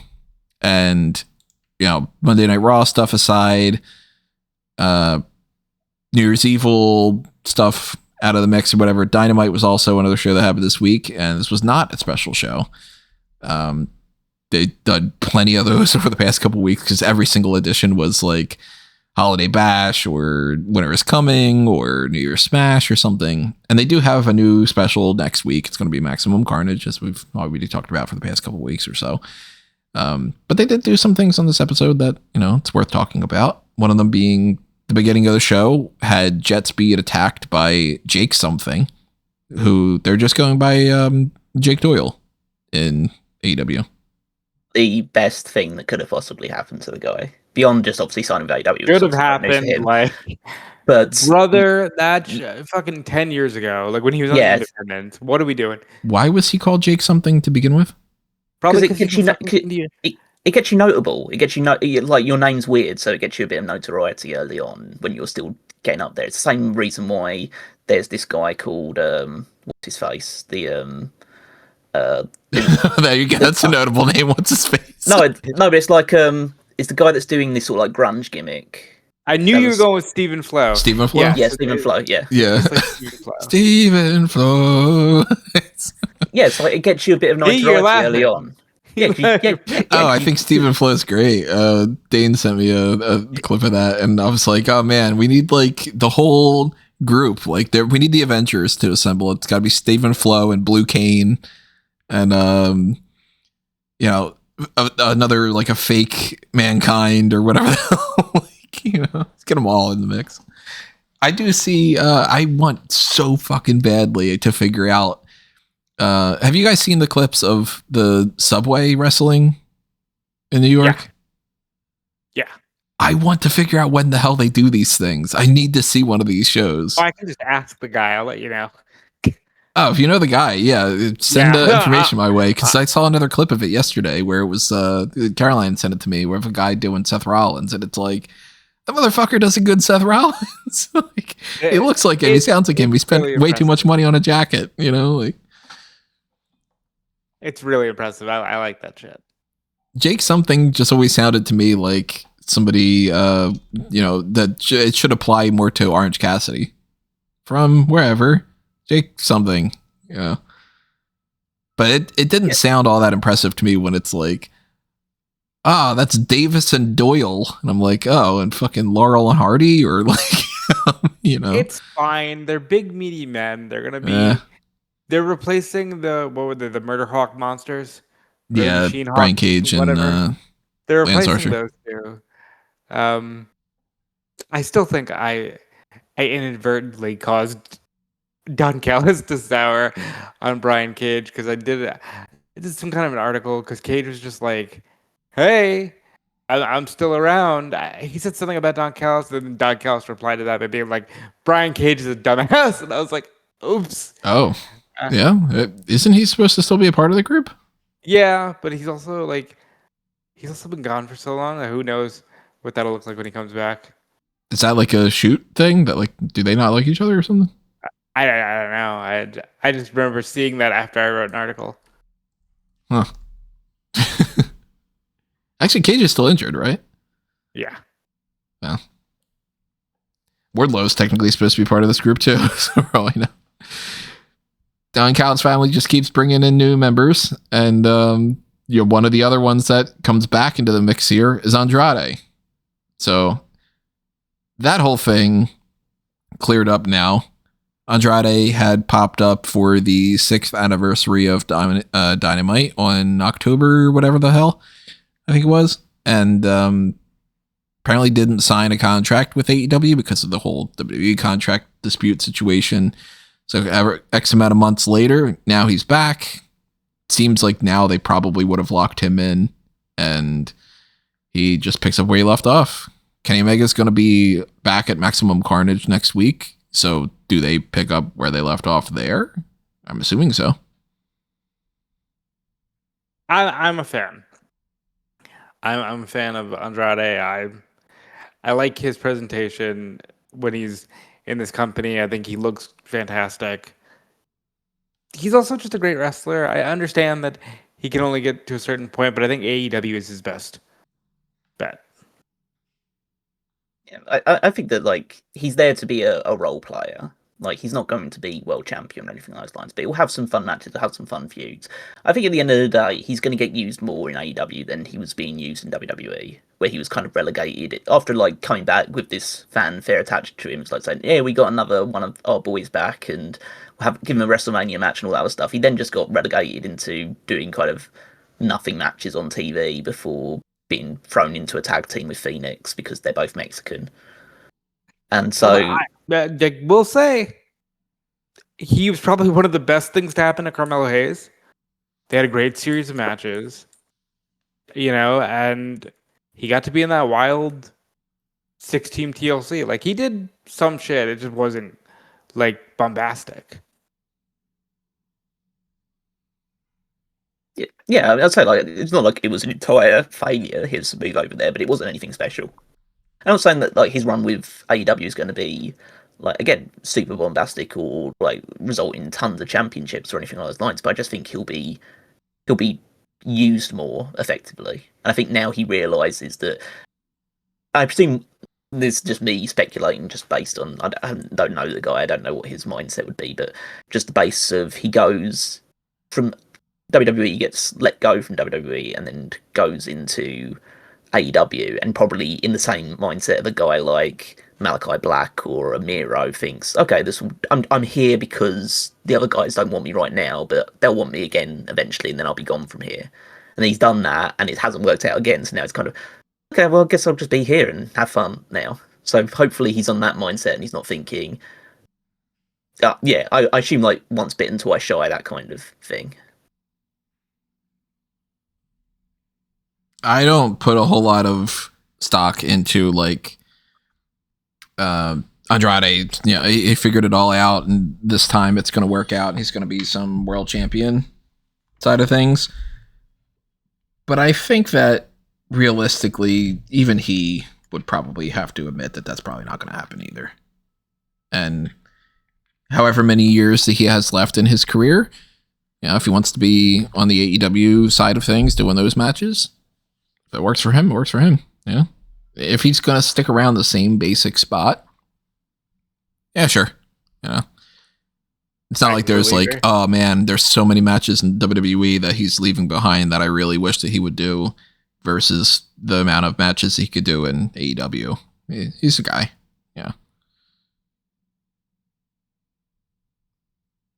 Other things that happened on that AEW episode, though, for the most part, not really a whole lot of takeaways for me.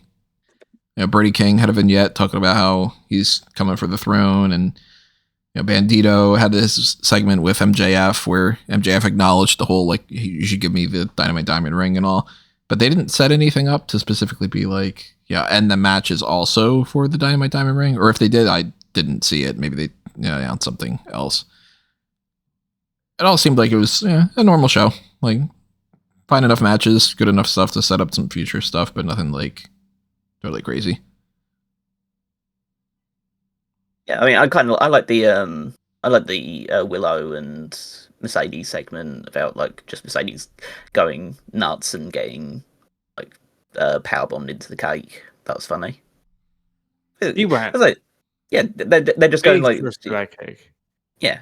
She's just going completely off the rails right now, and like is in. There's some periods. I know some people have said like, oh, it's a bit unrealistic that she was like dominating, winning titles all over the place, and now she's just started losing them all over the place. But in an actual sporting sense, there are like people do go through periods of really just bad form where just nothing is going your way, and especially if you're on like a week to week TV basis where it just doesn't click for a period of time, and then it does start to click again, and then she's back to being at her best. And right now she's in a low ebb, and then having a lot of fun with it. So yeah, I thought that segment was fun. And then you've got the this weird love triangle between Orange Cassidy, Tony Storm, and Mina Shirakawa, which is like I remember seeing somebody do a tweet about it when they were doing the whole like Tony Storm and Orange Cassidy doing their like dancing in some of their matches.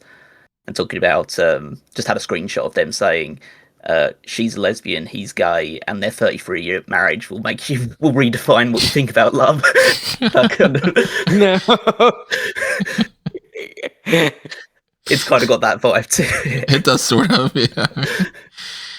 Especially because like Orange Cassidy keeps getting involved with, random people in random ways in AEW. Like there was like that kind of thing with Statlander and all, and then, yeah. He makes it work with everyone, and he's so like he does give the mindset of just being someone who you could assume would be with anybody. Yeah. Do you guys ever see the I guess I'm specifically talking to Tony here because it's American. The SNL sketch where Kenan Thompson is playing Funky Kong. No. And they ask him what's your deal? Actual like, Funky Kong from Funky Kong Country? This is after the Mario movie came out. And they're like, what's your deal? What are you into? And he just goes, Funky don't know, Funky don't ask. That's kind of the vibe I get from Orange Cassidy. No, I haven't watched SNL. I mean, I watched the 40th anniversary. Let's put it into perspective. I watched that after having not watched since. I think I regularly was watching SNL last when it was pre Tina Fey and Amy Poehler. Wow. Okay. Yeah. You're okay. Fair enough. And I'm right here. Like I could go to the show, but I don't really have a whole lot of like. That's something that like completely does not appeal to Caroline whatsoever. It's a comedy. It's an American thing, that kind of side of things. But we got tickets for Oedipus, and we're looking for Lost Boys eventually when that pops up. But the Orange Cassidy stuff is always kind of fun. He's perpetually my favorite character in AEW. You know what's funny is I wasn't digging this until Callum said what he said. No, I was just like, okay, yeah, I get it. It's fun little mid-card stuff. It's nice to see because Toni Storm's been carrying the women's division for so long at like the top level, and obviously her character has never been super serious, but she has been in a lot of serious feuds and she's had to have a lot of serious matches and carry a lot of stuff. Now she's like free of that for a little while. Like she's not going to be involved in the main title picture for a while. She's involved in the tag title scene for the most part, and so she's just having fun.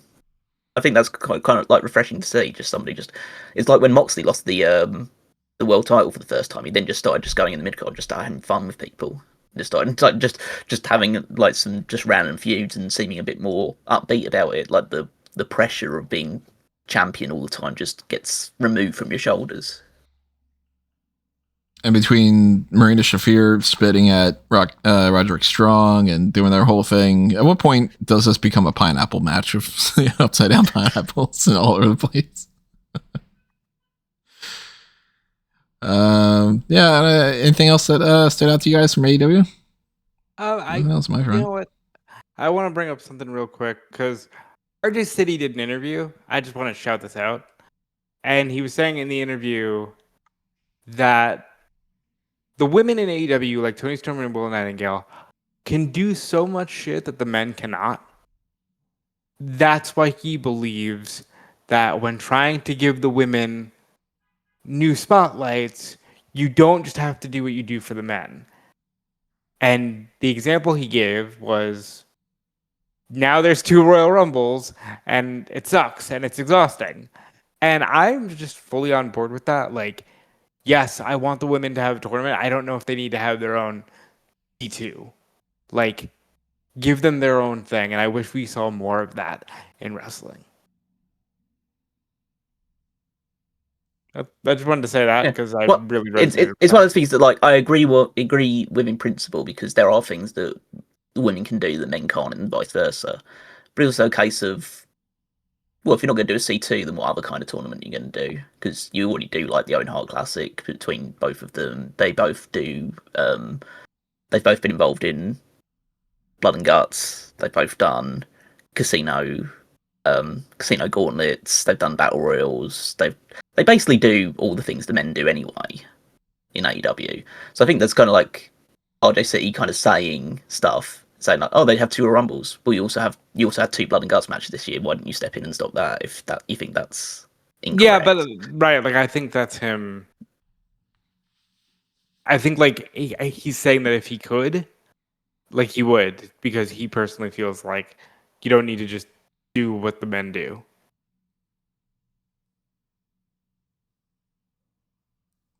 All the more reason at some point, it's not going to be this year.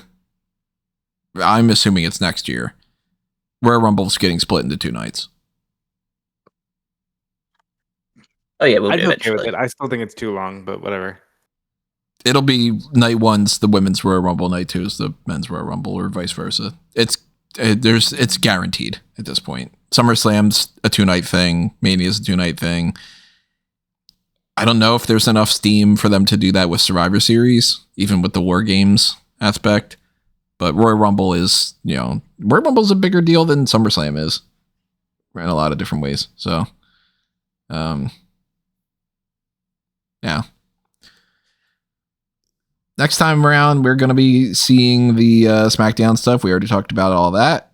We got the next podcast that's going to be coming your way. It's going to be one of those Royal Rumbles, depending on which one we get an opportunity to do first. It's either going to be a dark cast of the greatest Royal Rumble, or it's going to be the main channel, aspect of the 1996 Royal Rumble. And then another round of the hot tags next week and all that. And we start getting into Saturday night's main event already, because even though they haven't announced anything, that is coming up in a couple weeks. So sooner or later, they're going to have to just do the mad rush of like, oh, you know what? Yeah, shit. We have to announce some stuff for this Saturday night's main event show. And maybe that's going to happen on SmackDown more so than anything else. If you are curious what happens with SmackDown, pay attention to smark.moma.com and pay attention to my other reports that I'm going to do, because I'm going to have spoilers coverage up on, well, it's not really spoilers if it's airing internationally, but you know what I mean. No, it's live coverage. Live coverage earlier than the tape delay broadcast of what, internationally. Yeah, you're in one of those scenarios. SmackDown's happening in Germany this week, so it's going to be actually being taped at 8 p.m. in Germany, which is 2 p.m. Eastern, and then I'll be watching it then, because why wouldn't I just knock it out like that? And then then I don't have to watch it at night, and then I can spend that doing something more fun, like I don't know, I've been playing a lot of Lego DC Supervillains. That game's fun. Yeah, how do you like it? I like it a lot. Caroline and I just run around doing whatever the hell. Her favorite is very much as pre-booked as you could possibly get. She plays as Raven more than almost anything else, who she didn't even really know much about. But then she's like, oh, like the purple witch character that's flying around. And I'm like, yeah, that's exactly you. The character brings out a fucking book if you have that kind of like lag animation. Meanwhile, I have been taking to the superpowered suit Lex Luthor. I was like, he's gonna say Lex because he's just. I was like Livewire quite a bit. I was, I played around as a couple different characters until I settled on. I like the mechanics of the blue suit Lex in that game because I like being able to smash that way and whatever. But yeah, I ended up defaulting to the fucking asshole. What a fucking surprise, Tony. Yeah. Batman's still my favorite character of all time, though. But if you want to hear more about anything like that on the Fanboys Anonymous side of things or something, check out fanboysanonymous.com. The more support you show for that, the more that I'll do on that front. I barely do anything with it anymore just because there's so much goddamn wrestling that I don't have an ability to do anything else. But man, do I want to do more with that. You can find everything on Fanboys, though, and Smark Moment under the link tree. Go to anthonymango.com. You'll find it all there. Yeah, you can follow me everywhere at Dude Felice. You can check out everything I'm doing under a mango tree, because if Tony is on a podcast, I'm probably there.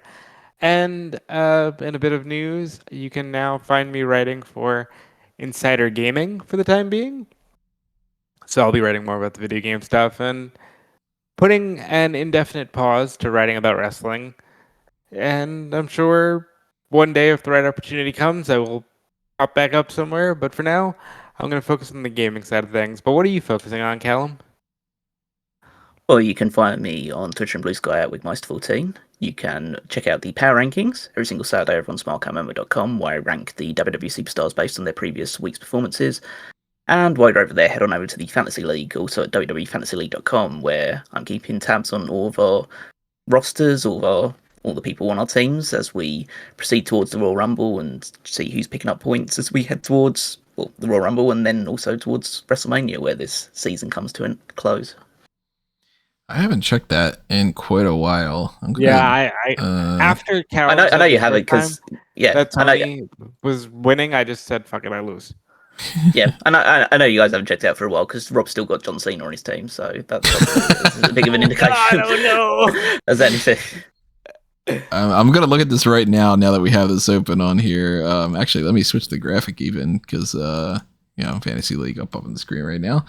Who do I have? I have Dom, who is like MIA. Jay's one of my protected picks. I ain't fucking serving its purpose anymore. Well, he's a tag team champion. I think that's probably a good deal. As a protected pick, though, like as my number 2 guy, I don't know. In fairness to JC you, Bleak. he was treated that way the entire year. Solo could win tag titles pretty soon or whatever. Chelsea just dropped her, Sami Zayn and all. Of course, but Femi's already taken. I already have Javon. I'll make a trade. I think I'll drop Blake Monroe and pick up Austin Theory. Blake Monroe for Austin Theory. Wait, since we're doing this, let me go into. I can tell you who I am dropping: John Cena. Keep him. You never know. Hey, if everybody thinks for some fucking reason that there's an extra Stranger Things episode, maybe there's an extra John Cena match, right? I mean, it won't be this year in Saudi. I'll drop John Cena and I will pick up. Jesus, this roster, man. I'll pick up Carmelo Hayes. Nobody's done that apparently. Oh shit! Yeah. I forgot about Carmelo. That would have been a good pick for. Yeah, he's gonna do that open challenge. Yeah. Yeah, that works out. What are you thinking, Callum? You gonna drop Braun Breaker, pick up Luca Crucifino or something? Hold on. Let's see. Who else? Well, should I just keep Bianca Belair? I'm going to keep Bianca Belair for the whole season. Yeah, now you better keep her. Yeah. Because I'll pick her up real quick because that's my Royal Rumble prediction. Yeah. I mean, it would be the worst time to drop her if it ends up being right before the Royal Rumble and she returns. Yeah.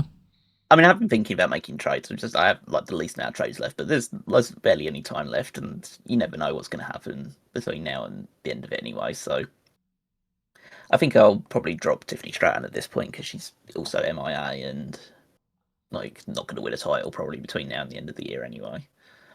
And then I might as well pick up. Who's the one that I was thinking of for this? Tatum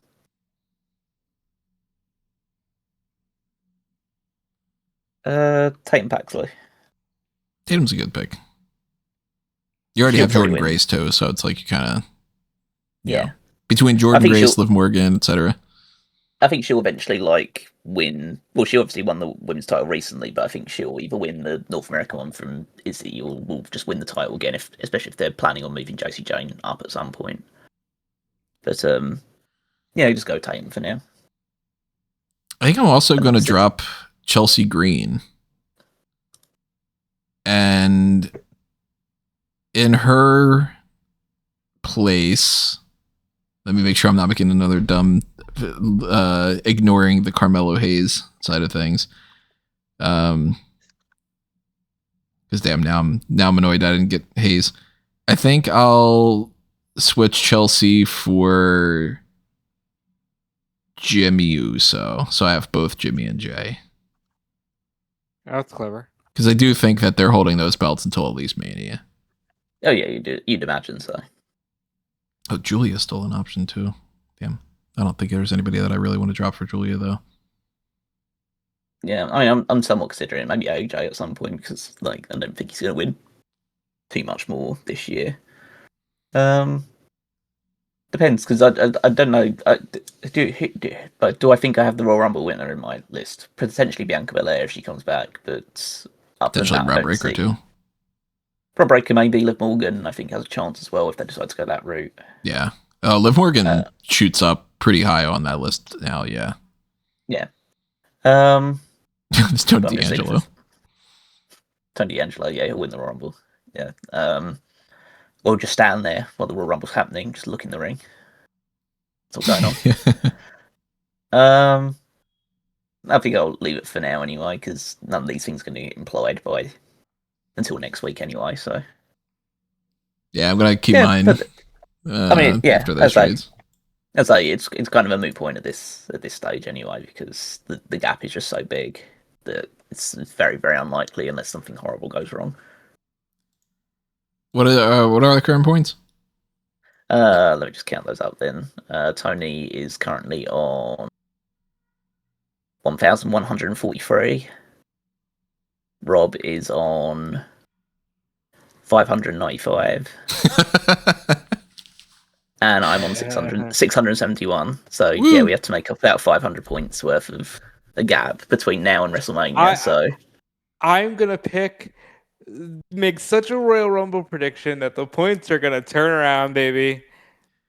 My pick is gonna eliminate everybody, and you're gonna eat your words, Tony.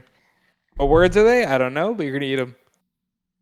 How many years have it come down to somehow WrestleMania ends up switching things up? I doubt it'll be that one. I doubt it'll be that one. Unless all the points are worth 10 times this time around. But I don't think I'm that unfair to change the rules on the fly like that.